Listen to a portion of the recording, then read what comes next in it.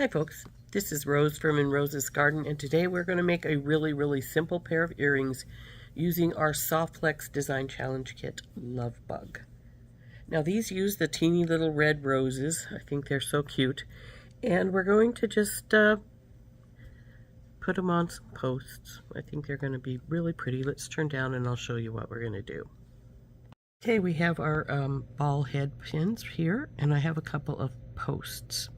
These are little round ones. I have some hearts that are, but they're silver, and those just aren't going to do it for me.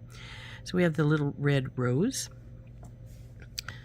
We have a black rondelle, a red rondelle, and a white rondelle. The red one is smaller than the other two. Then we have two crystal spacers and one of these little, I don't know what to call this. It's like a crystal spacer, but it's a ball, so whatever. Anyway, this is for one earring, this is for the other. Let's work on one of them. So what we're going to do is we're going to put the teeny little rose on the bottom. Like so. Come on, baby, go down. So it sits down like this. Then we'll take one of the crystal spacers. Oops, come on, Rose. The white rondelle, or you could put the black rondelle here too, either way works. Then our spacer here, the other big one, the other crystal spacer, and then the red one, like so. Now we're going to give this a bend, and it's going to feed onto here so it hangs from this post. Let's get the other one strung up before we do that though. So we have the little rose, crystal spacer, red. Now this is the place where if you were liked your earrings to not quite match, you could flip the red and the black beads around on one of these to make them be a little different. I personally like mine to be the same, so there we go.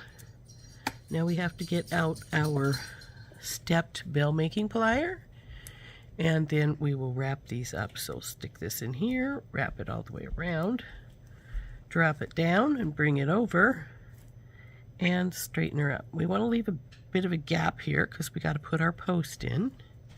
So like that. Do the same on the other.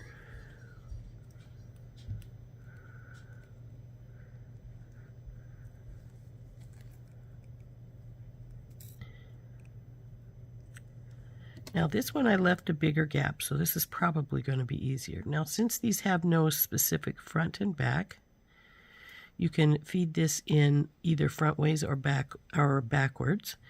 I always try to remember to feed it in backwards because if it did have a front and back, it would have to go on a specific way. So I try to make sure that I do that so that I don't ever forget and just automatically go frontwards and then end up making it be too small or making it be backwards. So on you, why are you not going around? You're not that, you've got a big enough gap.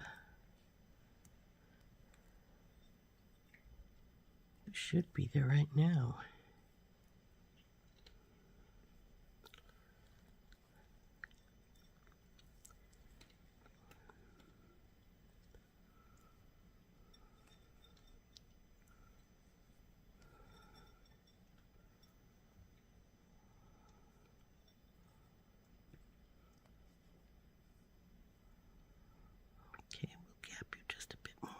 There we go, slid on.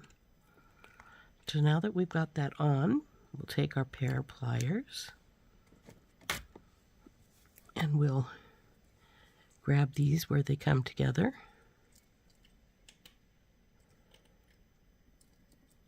And I'm going to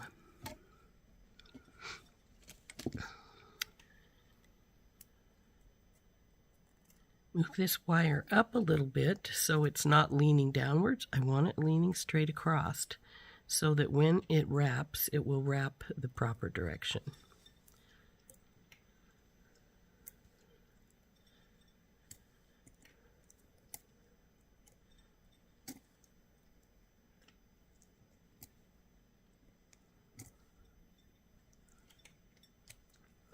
Now, once I get this over here, I'm going to take my clippers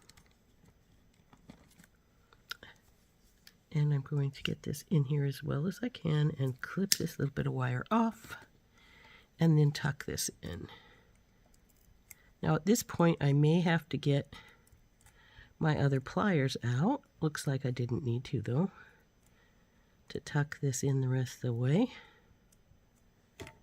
So there is our first earring. Now it looks to be tipped just a hair's breadth right here. So I'm going to take my pliers, put my thumb right here, and just give this a little bit of a straighten. So there we go. There is number one. Now we'll need to wrap up number two. Okay, so I finished the second one off screen because all we had to do was wrap the wire and put it on the earring post. So we've done that. And now I'm going to get a couple of backs. And I prefer these type with the little plastic around the back side of them. Now, they do come with these little guys like this. And you can put another little piece on this one if you want. Because of that little loop, you can put a chain or a little strand of beads from here and wrap it over to the back. However, I don't really think that saves anything because when you do that, even if it were to fall off, the whole thing can still fall off. The keeper isn't going to keep your earring from falling off. All it's going to do is keep your earring back from getting lost. So if you find your earring, then you'll find the back as well. So anyway, there are our earrings. These are from SoftFlex Design Kit. Lovebug. But there we go. I like that little rose at the bottom. Uh-oh, it's falling in. Is it going to stay? I've got to check that. Feels like it's going to. So that's fine then. Just sort of surprised me that it went inside. But since it seems to be securely inside, that's fine. So there we go. Our really pretty little Lovebug earrings. So there we go. Short, sweet, easy to make our Lovebug earrings with our little rose at the very bottom. I think they're really pretty. They're not very long by my standards, but they're still pretty. These, like I said, are made from the Lovebug SoftFlex Design Challenge Kit, and I thought they turned out quite cute. I hope you enjoyed them making these with me. This has been Rose from In Rose's Garden, and we'll see you later. Bye-bye.